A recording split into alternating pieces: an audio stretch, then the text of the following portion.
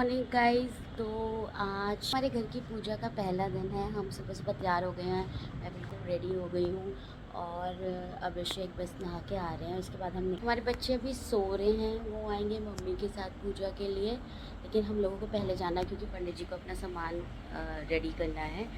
तो अभिषेक और मैं अभी सुबह 7:30 बजे निकल रहे हैं और ब्लॉग में बने रहिएगा, आगे आपको लेके चलेंगे जैसा जैसा होगा।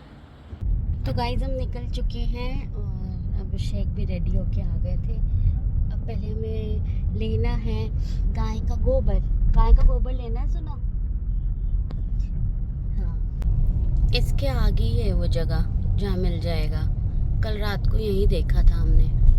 हाँ, वही गाय।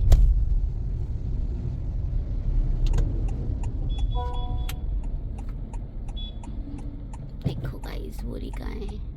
पर कहाँ से लेना है ये तो पता कर लिया, बट पॉली लाना भूल गया। पॉली ढूंढ रहे हैं अभिषेक कि पॉली मिल जाए। आई थिंक मिल गई है उन्हें।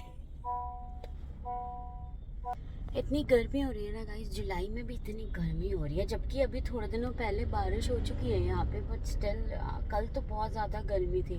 मतलब कल तो हमें जैसे हीट स्ट्रोक हो गया अपने ही घर में, क्योंकि हम काम कर रहे थे, इतना थक गए थे। My God. तो गाइस हमारे पहुंचते साथ ही पंडित जी पहुंच गए थे और फटाफट से उन्होंने अपना पूजा का सामग्री सारा लगाया। और जितनी देर में उन्होंने अपना पूजा का सामग्री लगाया उतने में बच्चे और मम्मी पापा भी आ गए थे। तो फिर उन्होंने यहाँ पे पूजा स्टार्ट कर दी। मुझे पूजा में नहीं बैठना था, इसलिए मुझे एक साइड में बिठा दिया गया कि तुम्हें एंट्री नहीं करनी है।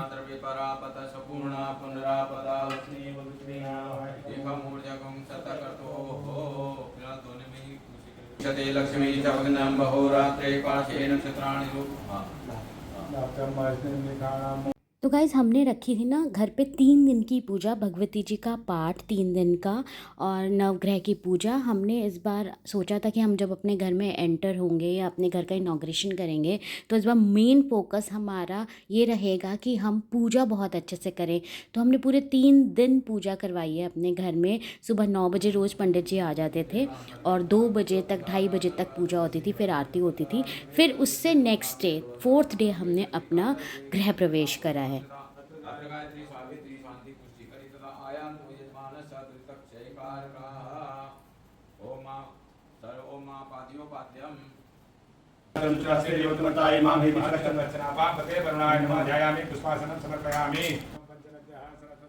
तो गाइज़ इसकी डेट तो हमने पहले डिसाइड कर ली थी, बट हमको एक चीज़ नहीं पता थी कि जिस वक्त हम इनॉग्रेशन करा रहे हैं उस वक्त गुप्त नवरात्रे भी चल रहे थे। तो साथ ही हमने जो पंडित जी साइड में बैठे हैं इनसे हमने जाप करवाया अपने घर में। मतलब उन्होंने खुद ही कहा कि आप ओ देखो मैं बैठी हुई हूँ वहाँ पे कोने में।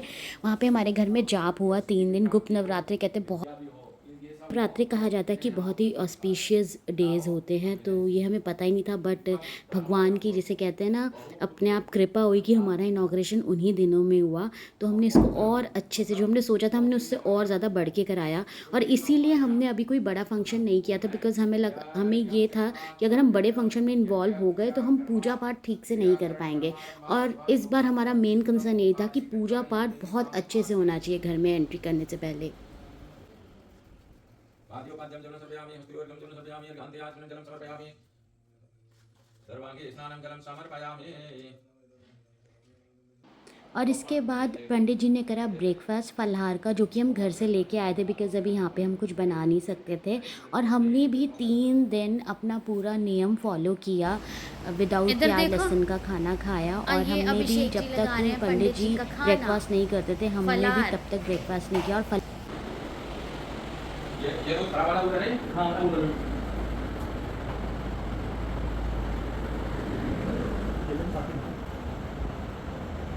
हाँ, केले भी।